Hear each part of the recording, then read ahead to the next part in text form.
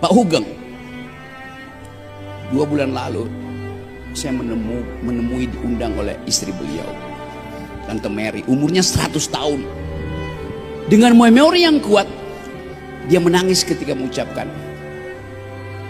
satu waktu saya mau ke Belanda, kata Tante Mary, istri Pak Hugeng yang udah 100 tahun, untuk menemui ayahnya yang orang Belanda. Kata Jenderal Hugeng, kamu gak boleh pergi, nanti orang kira saya yang bayarin tiket pesawatmu. Kata Tante Mary, saya baru dikirimi uang gulden dari keluarga saya di Belanda, bahkan saya pakai uang suami saya atau uang negara. Kata Hugeng, tetap gak boleh pergi, karena kendati Anda tunjukkan itu, gak ada yang percaya, karena saya punya jabatan jenderal. Jadi etos Hugeng memperlihatkan bahwa dia tidak ingin satu kesempatan kecil dimanfaatkan oleh mereka yang membenci Hugeng karena wataknya yang jujur itu, yang menyebabkan seluruh ide tentang kepolisian hancur. Seseorang yang punya etos republikanisme. Assalamualaikum warahmatullahi wabarakatuh. Apa kabar Covizen semuanya? Semoga kita selalu dalam lindungan Allah Subhanahu wa taala. Covizen semuanya, kita perlu bangga dengan sejarah negara kita yang punya sosok pemimpin polisi di masa lalu yang disebut sebagai Hugeng Iman Santoso. Ya, Hugeng Iman Santoso itu luar biasa. Sosok polisi yang disegani oleh seluruh dunia. Bahkan Gus Dur pernah mengatakan hanya ada 2 polisi jujur di atas muka bumi itu.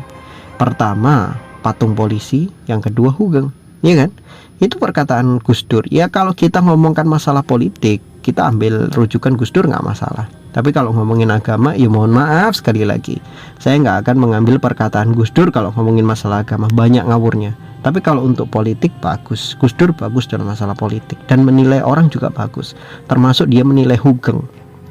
Di dunia ini, kata Gus Dur, nggak ada polisi yang jujur kecuali 2. 1 patung polisi, 2 Hugeng. Saking jujurnya Hugeng itu luar biasa. Hugeng ketika dia berkuasa menjadi Kapolri, ya, pemimpin daripada polisi di seluruh Republik Indonesia, dia bersikap seperti sikapnya para ulama terdahulu, nggak mau ngambil selain gajinya, berhati-hati dalam setiap pemasukan uangnya, dia nggak mau ngambil hal-hal yang haram, dia nggak mau mengambil sesuatu yang bukan jatahnya.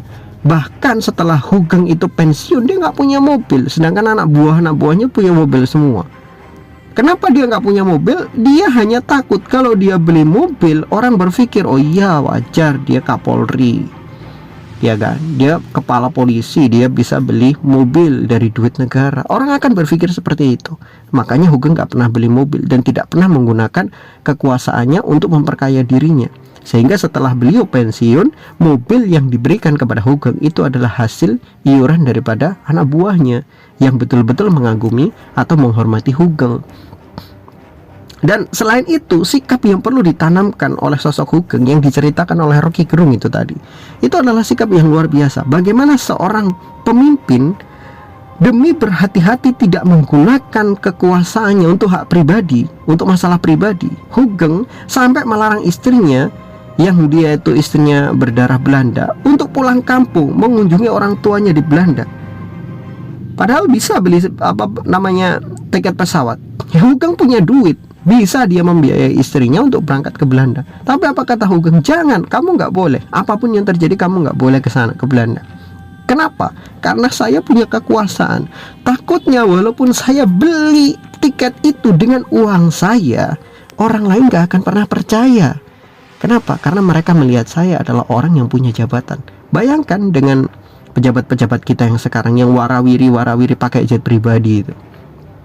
Kita tanya, itu duitnya siapa? Sedangkan gaji para pejabat berapa, kan gitu. Bayangkan, inilah sosok Hugeng. Kita bisa mengingat kembali di masa lalu ada seseorang yang disebut sebagai Khalifah Ar-Rashidah Al-Khamisah, Khalifah Rashidah kelima. Selain siapa? Abu Bakar, Umar, Utsman, Ali, ada yang kelima. Siapa? Umar bin Abdul Aziz. Sosok Umar bin Abdul Aziz ini masih keturunan daripada Umar bin Khattab radhiyallahu anhu. Lihat bagaimana ketika mereka bersikap sebagai seorang penguasa. Ketika anaknya Umar bin Abdul Aziz datang ke kamarnya, datang ke tempat dia bekerja, kemudian Umar bin Abdul Aziz tanya kepada anaknya, kamu kesini mau ngapain? Kemudian anaknya ngomong, saya pengen berbicara dengan ayah. Tanya lagi Umar bin Abdul Aziz kepada anaknya, ini masalah negara atau masalah keluarga? Kemudian anaknya ngomong, ini masalah pribadi, masalah keluarga. Dimatiin lampunya, gelap. Anaknya tanya, ya kenapa dimatiin? Kan jadi gelap. Umar bin Abdul Aziz mengatakan, ya kamu kan katanya mau berbicara tentang masalah keluarga, masalah pribadi. Sedangkan lampu ini minyaknya dibeli dari pajak, dari uang, bukan pajak ya, dari uang rakyat. Dibeli dari uang yang digunakan untuk rakyat. Mohon maaf, pada saat itu nggak ada pajak ya. Memang di negara Islam nggak ada pajak, tapi ada uang yang memang dihasilkan dari rakyat dan untuk kepentingan rakyat. Kapan-kapan kita bahas masalah itu.